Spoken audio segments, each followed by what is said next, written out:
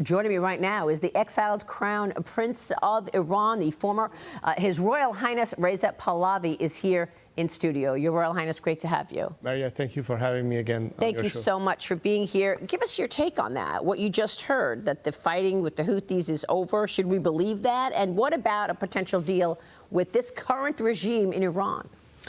The past 40 years has demonstrated to everyone that has followed Iran that the demeanor and the pattern of behavior of this regime has remained consistent only in one way, and that is to continue fomenting regional instability and conflict as a means of its own survival by financing its proxies and utilizing them as an instrument of pressure or intimidation across the world. The Houthis are just one example of that. The majority of the funding came from Iran, the training, the weapons. So, you know, it's not that they say we're going to quit the fight. Who is to say they're not going to start it again once Iran will start funding them again? Because this is what the regime is most likely to do. Khamenei said that this is a temporary setback, and he was forced into accepting the climate of indirect talks only to buy some time to the regime. They have done that before.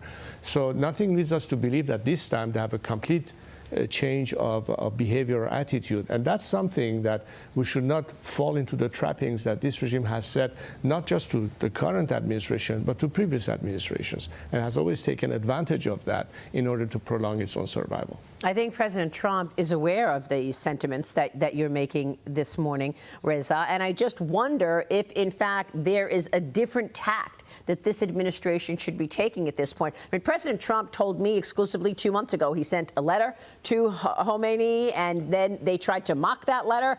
What is the right approach?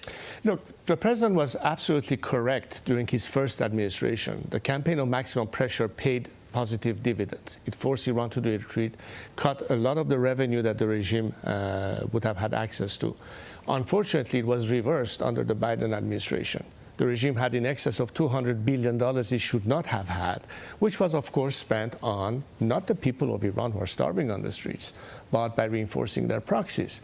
October 7th was not just a coincidence. It's a result of that continued funding of the regime of its terror network. That is the component that President Trump, during his first administration, understood. Now, and as I said many times before, including on your show, maximum pressure in itself is not sufficient to remedy the problem. There has to be parallel to maximum pressure, a policy of maximum support to the Iranian people. Now, why is this important? Vice President Vance is talking about reintegration. The Iranian people are your true partner in peace. They are the alternative to a warmongering regime that has called death to Israel and death to America since its inception. It's not just a slogan, it's an actual belief. The IRGC, as a stated mission, has to export this revolutionary ideology across the world. They are not there to sue for peace and coexistence with their neighbors or beyond. That's what is missing in the ultimate understanding of foreign governments looking into Iran as to what is the alternative here. Of course, Iranians want to be integrated in free societies because they share the same values of the free world, not this regime. So negotiating with a regime that in its own DNA is simply incompatible with such integration is a waste of time. And the regime is gaining by dragging the feet to prolong its existence, hoping that maybe they will survive this administration, only to come back again and continue its policy of radicalism and violence. So when you look at Iran, I think this administration and many other governments should look beyond the regime itself and look at what's on the streets of Iran. What's the demand of the people? The people who chant, they lie to us, they say America is the enemy. Our enemy is right here in Iran. That's what the people are saying. Yeah.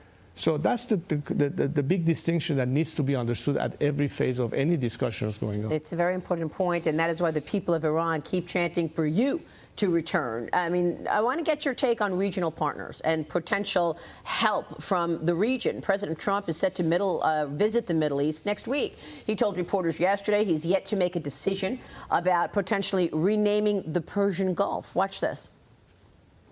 Referring to the Persian Gulf as the Arabian Gulf, are you going to make that announcement on your They're going to ask me about that when I get there, and I'll have to make a decision. So you haven't made a decision yet? I don't want to hurt anybody's feelings. I don't know if feelings are going to be hurt. Why have a case right over here? It's called Gulf of America.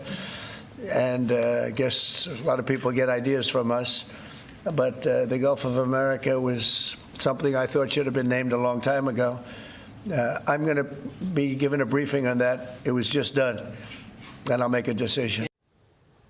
Your Highness, the Gulf of Persia sits between Iran and Saudi Arabia. It is strategically important for both nations. You wrote about this and tweeted about this yesterday. Tell us your thoughts.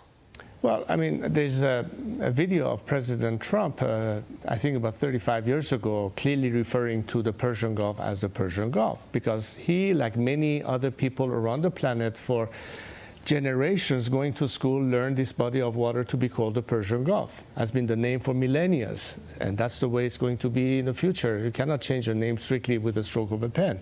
That's just a reality, and that's the end of the conversation. I don't think there's any argument to be made about how to call that body of water. Well, the Iranian people took to the streets again. They are protesting this regime. They want their freedom. They know who their customer is in the Iranian regime. What do you want to say to the Iranian people this morning? I think the Iranian people have a legitimate expectation that the free world that they look towards for help and support, the same world that promises values of freedom, of democracy, of human rights, of fighting discrimination of any form, represent an alternative to a regime that from the very beginning has repressed its own people, had murdered its own citizens.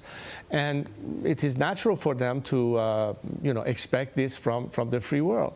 They get dissuaded, I mean, not dissuaded is the wrong word, but they get depressed over the fact that when they're chanting so courageously, and we saw that at least in the last couple of years since the Mahsa revolution. Yes, of course. That despite the repression, they're still there fighting without any help whatsoever. Yeah. Imagine what they could do if they had such support. Now, there's one element that I think should be part of the calculation.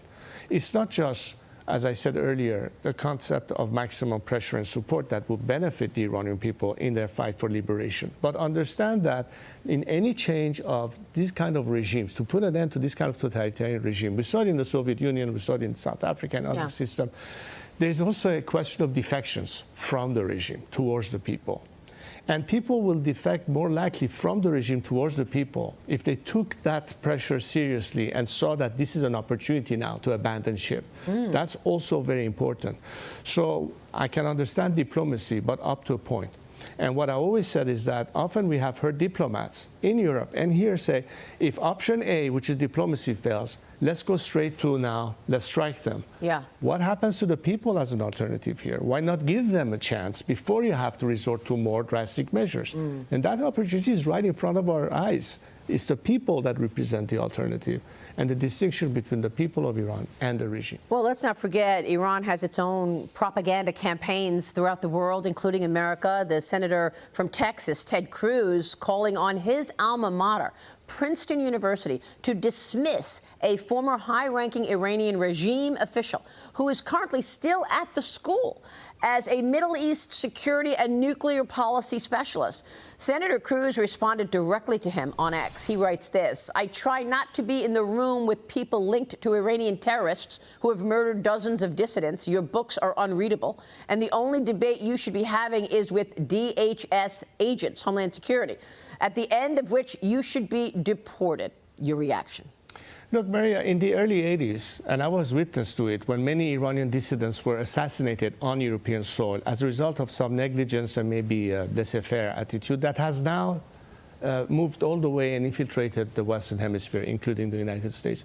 You know, when you think of a terrorist regime and its militia, you shouldn't only assume that they are in military gear with machine guns or hand grenades. Many of them are civilians, infiltrating and penetrating think tanks, lobbyists, influencers, even universities. We shouldn't be surprised. Last week, they arrested 8 people attempting an attack on the Israeli embassy in England. This is part, again, of the pattern of behavior of this regime. As they're sitting down negotiating a deal with the American side, their elements are still at work. Unbelievable. Quote, unquote, negotiating, right? Reza, thank you so much for your time. Thank you again. And for your leadership. Thank you so much. We appreciate you joining us. Reza Pahlavi. We'll be right back. You're watching Mornings with Maria, live on Fox Business.